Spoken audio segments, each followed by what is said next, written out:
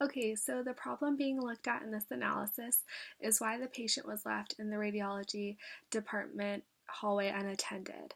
So why was the patient left in the radiology hallway unattended?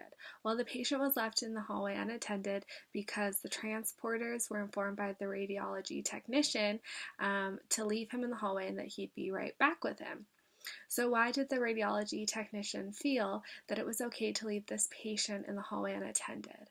Well, the radiology technician didn't receive report from the patient's registered nurse um, before the patient arrived.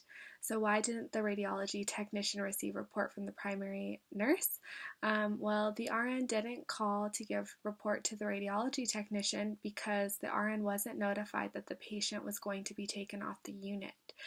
So the transporters didn't notify the RN when they were going to take the patient to the radiology department.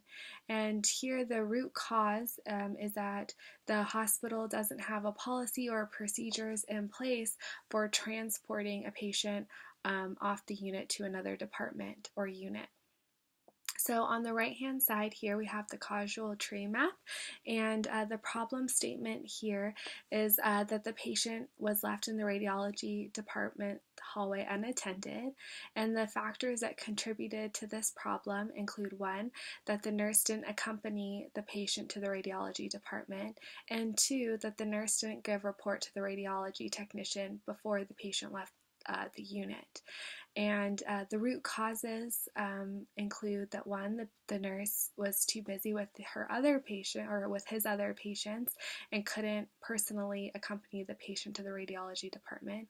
And two, that there was no other nurse available to take the patient to the radiology department. And three, that the nurse wasn't notified when the transport team was going to take the patient off the unit. So that concludes the causal tree map there.